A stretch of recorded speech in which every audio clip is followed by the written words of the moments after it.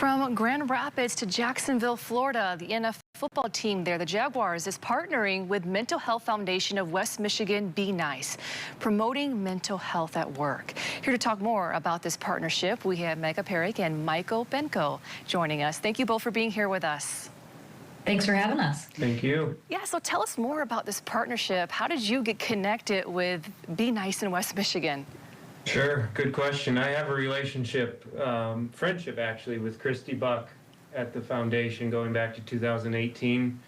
Did some work locally when I had a job in Holland. Kind of got connected that way through some volunteer time. So goes back several years, definitely. And with my new role here with the Jaguars, went back to Christy and said, what's going on? And we got connected, and the rest is history. Yeah. So talk about that training. 30 JAGS employees, corporate staff, they took part in this?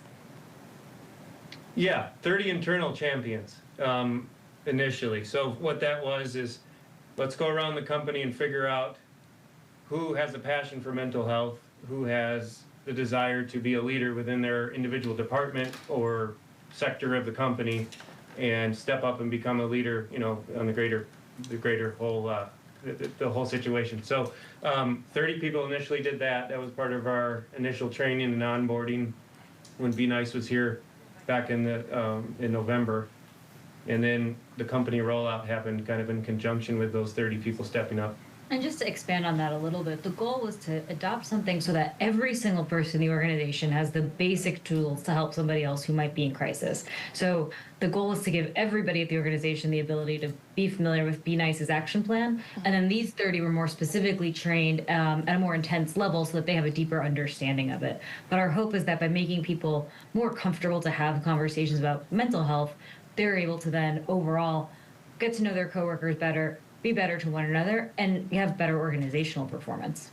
Yeah, so what does it look like there within the JAGS community? It's only been a few months, right, since Christy with Be Nice was there. But how's that training helping the JAGS community? It's helping people feel more comfortable in their own skin at work, I'd say. We just recently passed out some postcards where on the front side it's got a lot of positive affirmations for folks. Support, encouragement, love, those types of words. On the back, there's a welcome message. Welcome to our new office building.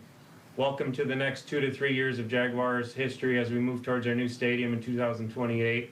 A message that each employee has a value, that you're all part of the bigger picture, that we need to support one another here as we move, you know, into the future. Mm-hmm. Just talk about, for both of you, why this is just so important, right, to implement this plan, this Be Nice plan there in Jacksonville. You have to go first? Yeah, it's important because of just the climate of you know, the challenges in the world, we'll say. The stressors that people may come into work with from their life away from work, and all that's going on in the world, and all that we must navigate. And it's a way to kind of pull out from people their best performance at work, letting them know they're okay when they're here within these walls, that they're a valuable part of the team again, despite all that we all must manage as adults in this world. I think the old way of thinking about it is that people's home life is their home life and their work life is their work life, and those two things are separate. Where the reality is, and what we found over the years, is in fact what's going on outside of the office will impact their performance in the office. I'm a lawyer by training, and that doesn't necessarily give you any tools to help somebody that might be struggling or need help, or to know the right tools. And so I got trained as a crisis counselor and still volunteer with an organization called Crisis Text Line back in 2018.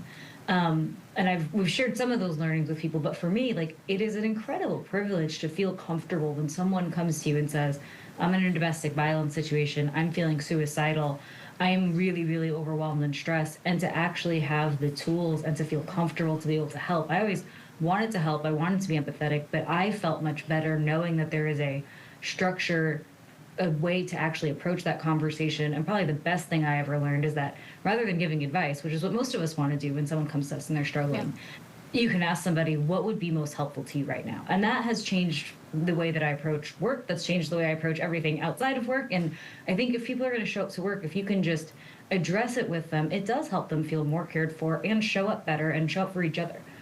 Yeah, Megan, Michael, thank you so much. It's a really neat partnership, and I think that we're all on the same team when it comes to mental health for sure. Thank you. Thank you. you.